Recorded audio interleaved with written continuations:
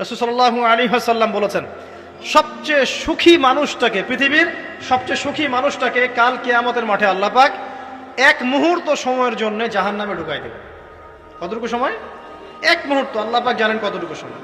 এরপর তাকে বের করে বলবেন, দুনিয়াতে সুখে ছিলা? সে বলবে, আল্লাহ সুখ কি জিনিস আমি জানি না, সুখ কাকে বলে আমি জানি না, সুখ কি আমি সেটা জানি না। আল্লাহ সুখ কাকে বলে আমি সেটা জানি না। আর এই পৃথিবীর সবচাইতে নির্যাতিত, নিপীড়িত এবং দুঃখ ক্লেশে ভরা মানুষটাকে আল্লাহ পাক এই এক মুহূর্তের জন্য জান্নাতে ঢুকিয়ে দেবে, দিয়ে বের করে নিয়ে আসবে। বলবেন যে দুনিয়াতে দুঃখে ছিলা, কষ্টে ছিলা? এই ব্যক্তি বলবে, আল্লাহ কষ্ট কি জিনিস আমি জানি না, কষ্ট কাকে বলে আমি কষ্টের সংজ্ঞাই জানি না। এই ব্যক্তির তাকদিরে কি হবে পরে? এই ব্যক্তি জান্নাতের ওই আরফ নামক জায়গায় দাঁড়িয়ে থাকবে, চেহারাটা ঘুরিয়ে দেওয়া হবে জাহান্নামীদের দিকে।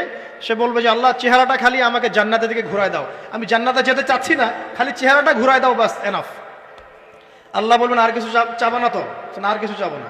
ঠিক আছে, চেহারা ঘুরাই দিলাম।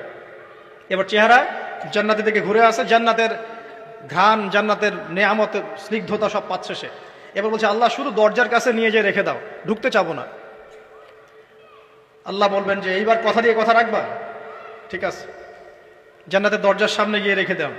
ও বেচারা দরজা ধরে দাঁড়ায় আছে, চিন্তা করবে, ও ভাববে, ওই সময় সে ভাববে, হাদিসে এত স্পেসিফিকলি আসছে, সে ভাববে যে আর কিভাবে আল্লাহকে বলবো, আল্লাহ তো এতদূর পর্যন্ত নিয়ে আসলেন।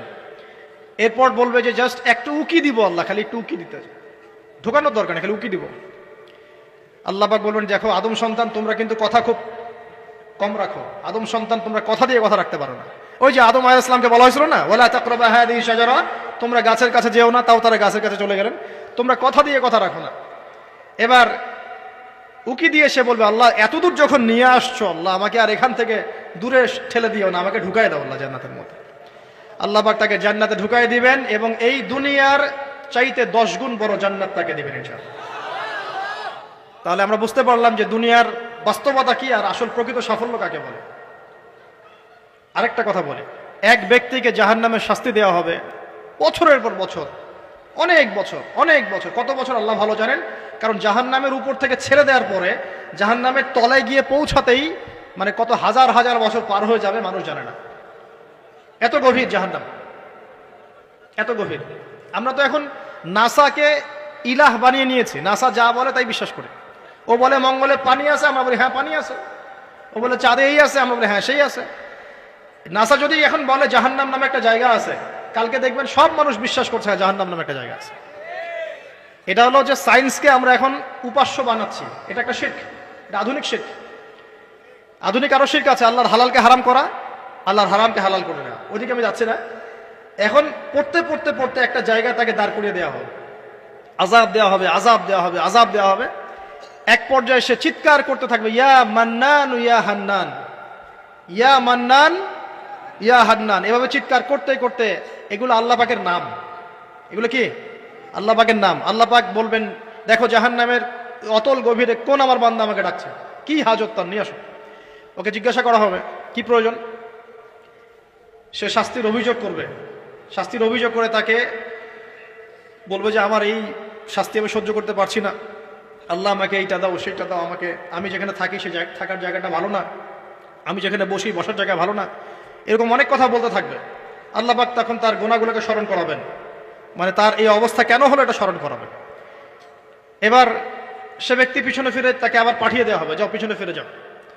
তো যেতে যেতে সে তাকাবে পিছনে ফিরে, বারবার তাকাবে আর বলবে, আল্লাহ তোমার রহমতে আমাকে একবার সেখান থেকে তুমি বের করে নিয়ে আসছো, আল্লাহ দ্বিতীয়বার আমাকে সেখানে পাঠাও, আমি তোমার রহমতের আশা রাখি যে তুমি আমাকে মাফ করে দিবা। আল্লাহ পাক বলবেন, আমার রহমতের ওসিলায় সে আমার কাছে চেয়েছে, যাও আমি তাকে মাফ করে দিলাম। এই জাহান্নাম থেকে বের করেও আল্লাহ পাক অনেক মানুষকে কি করবেন, জান্নাতে দিবেন ইনশাআল্লাহ। একজন ব্যক্তির কথা আসছে, 99টা খুন করেছে, তওবা করার সুযোগ আছে কিনা খুঁজতে গিয়েছে। এক আবেদ যে ইবাদত করে, আলেম না আবেদ, সে বলেছে কোনো মাফ নাই, ওকেও হত্যা করে 100 পূর্ণ করেছে। পরে অন্য এক আলেমের কাছে গিয়ে তওবা করেছে, আল্লাহ পাক তার জান কবজের সময় ফেরেশতাদের দূরত্বকে পরিমাপ করে এই ওসিলায় আল্লাহ রাব্বুল আলামিন তাকে মাফ করে দিলেন।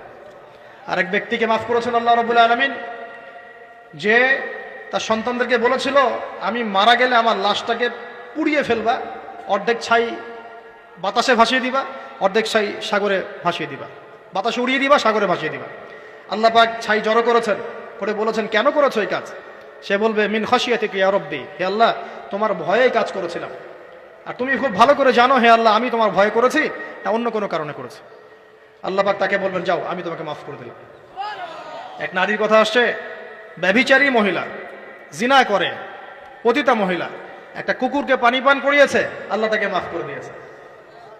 আর একজন লোকের কথা আসছে যে তার বন্ধুকে এতটুকু বলেছিল, একজন ব্যক্তি তার বন্ধুকে এতটুকু বলেছিল যে আল্লাহ তোকে কোনোদিন মাফ করবে না, আল্লাহ তোকে কোনোদিন মাফ করবে না। এরকম কথা কিন্তু আমরা অনেকে বলে ফেলি। আল্লাহ পাক মৌতের পরে এই দুই ব্যক্তিকেই ডাকবেন, কিয়ামতের মাঠে ডাকবেন, এটা বারজাখে হয়েছে। বলবেন আমার রহমত নিয়ে কথা বলার এখতিয়ার তোমাকে কে দিয়েছে? আমি কাকে মাফ করব কাকে করব না এই কথা বলার এখতিয়ার তোমাকে কে দিয়েছে? আজকে আমি তাকে মাফ করে দিলাম, তোমাকে জাহান্নামে দিয়ে দিলাম, চাপ চলে যাও। অতএব আল্লাহ রাব্বুল আলামিনের এই বিশাল রহমত আমরা পাবো, আশাবাদী ইনশাআল্লাহ। এই কারণে আমাদের প্রথম যে বিষয়টা ফোকাস করতে হবে, আল্লাহ রহমত পেতে হলে আমাদের অবশ্যই বস্তুবাদিতা ত্যাগ করতে হবে। আল্লাহ পাক দুনিয়া পছন্দ করেন না, দুনিয়ার মোহে যারা ডুবে থাকে আল্লাহ এদেরকে পছন্দ করেন। দুনিয়া প্রয়োজন, যতটুকু আমার দরকার আমি করব, যতটুকু প্রয়োজন নাই এই বিষয়টা আমি পেতেই হবে, চাই চাই আরো চাই, হ্যাঁ দু হাতে চাপাও হাত পেতে নাও, ঋণ করে ঘি খাও, এইসব দর্শনের ধার ধারবো না আমরা ইনশাআল্লাহ। আমাদের দুনিয়া চলে গেলে যাক, বাকির খাতা পূর্ণ হোক ইনশাআল্লাহ তাআলা। আর এই দুনিয়াতে এসেছি আল্লাহর ইবাদত করার জন্য। শিখলাম, জানলাম, বুঝলাম ইবাদত মানে শুধুমাত্র নামাজ, রোজা, হজ, যাকাত নয়। এগুলো অবশ্যই ইবাদত, কিন্তু এগুলোই ইবাদত নয়, বরং আমাদের জীবনের প্রতিটা কাজই ইবাদত। আমাদের স্ত্রীর মুখে ভাত তুলে দেওয়া পর্যন্ত, একটা মুসলিম ভাইয়ের সাথে হাসি মুখে কথা বলা পর্যন্ত, মুসাফা করা পর্যন্ত, এভরি সিঙ্গেল ওয়ার্ড যে আমরা এই দুনিয়াতে করি, এগুলো ইনশাআল্লাহ তাআলা ইবাদত বলে কাউন্ট হবে যদি আমরা এগুলোকে তিনটা পদ্ধতিতে করি। এক, আল্লাহর সন্তুষ্টির জন্য করি, দুই, রাসূলের পদ্ধতিতে করি, এবং হালাল খেয়ে করি। ইনশাআল্লাহ তাআলা আল্লাহ পাক আমাদের সবাইকে এভাবে ইবাদত করার তৌফিক দান করুন।